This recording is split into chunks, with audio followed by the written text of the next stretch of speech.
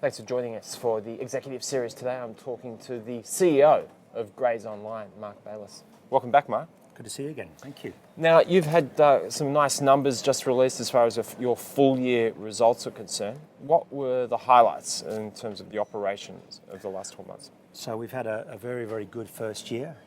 Sales and revenue up about 30%, in excess of 30%. But because of the operational leverage of our business, which is primarily a fixed cost base, we've seen our profit nearly double. So our EBITDA has gone up some 87%, primarily driven by our B2B business, which is a very, very strong business for us. And as a result of the strategic initiatives that we put in place a number of months ago. So yeah, a good year and a good start for the future ahead. Yeah, let's talk about the B2B side of things. Why is that so important for you? What are the factors that bring businesses to you? So inherently it's a very, very good business. We have a good market position here. But we put in place a strategy about a year ago looking at how we were actually going to grow the business.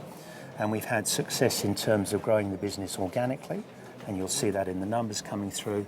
But we've also acquired a couple of businesses. We acquired a small New Zealand-based business called Brian Andrews a number of months ago. And we acquired a very, very nice business based out of Wagga in Brisbane called DMS Davlin, which is a specialist in the agricultural space. Right. And we didn't have a lot of market share in that.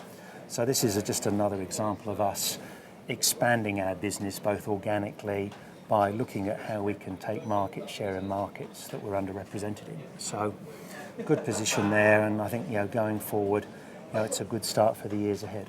Okay, so that's the business to business side of things. What about the business to consumer side of the business? Okay, so that's the other half of our business, as you say.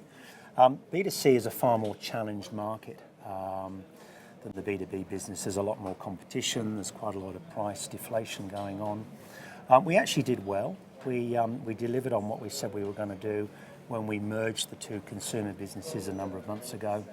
So we've merged them and integrated them pretty much on time and on budget. And as a result of that, we've saved about $3 million, perhaps a little bit more than $3 million in terms of our cost base. So we've taken two sort of slightly small loss-making businesses and we've now turned them into a cash-producing, profitable business going forward.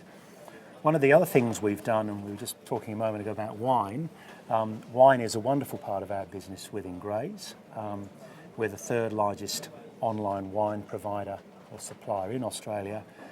Nice business, some good growth there.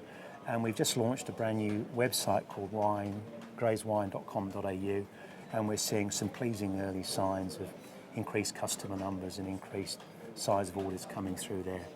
So that's interesting because you've got the ability to be quite disruptive in that space, given the fact that the traditional gatekeepers, such as the big retail names such as Coles and Woolies, you're breaking into their territory and having a relationship with the suppliers and bringing their product immediately to consumers. Yeah, that's absolutely right. We have a relationship with about 400 to 500 wineries.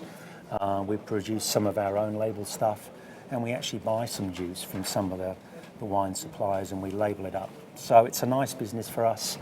Doesn't compete particularly head-to-head with the main guys because it's sold at auction as opposed to it being sold at a fixed price. But no, a good business and pleasing progress there. Mark, how is the next 12 months looking for Grays Online? Good question. So we made a profit of just under $7 million of EBITDA for the year.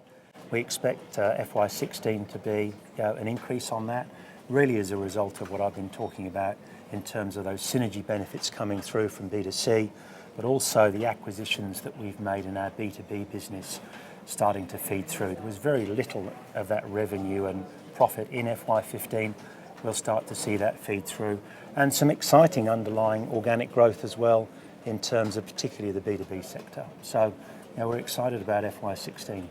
All right, look forward to hearing from you again soon, Mark. Thanks for your time. Thank you very much. And thanks for joining us for the executive series.